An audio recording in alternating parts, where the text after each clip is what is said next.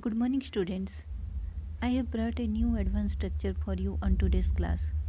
So, by using that structure, you can make your English more advanced and fancy. So, let's get started. Lockdown के दौरान बाहर जाने का सवाल ही पैदा नहीं होता। ऐसी परिस्थिति में उससे शादी करने का सवाल ही पैदा नहीं होता।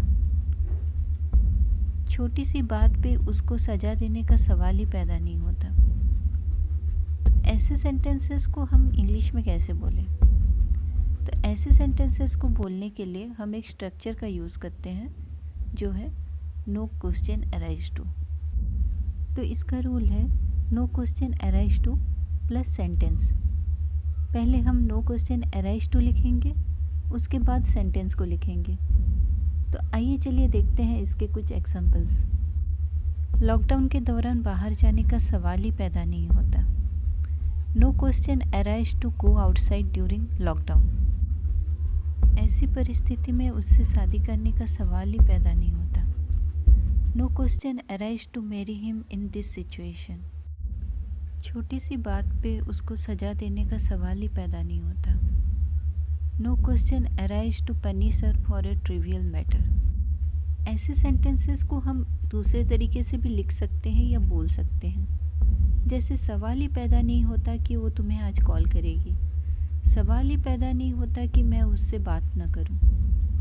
तो इसके लिए हम एक और स्ट्रक्चर का यूज़ करेंगे, वो है there is no way that plus sentence. That यहाँ पे ऑप्शनल है, आप लगा भी सकते हैं, नहीं भी लगा सकते हैं। So let's see some example of it so you can get a clear concept. हमारा पहला एग्जांपल है, सवाल ही पैदा नहीं होता है कि वो तुम्हें आज कॉल करेगी। इसका इंग्लिश है there is no way that she will call you today.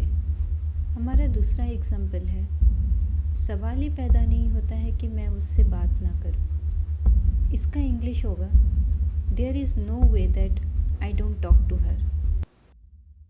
तो हमारा लास्ट एग्जांपल है, सवाल ही पैदा नहीं होता है कि मैं काम ना करूं। There is no way that I stop working.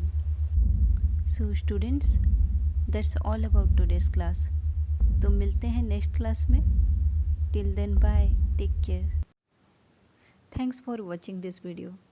Please hit the like button below and share it. It really motivates me to make awesome stuff for you. And if you are new in this channel, then don't forget to subscribe it.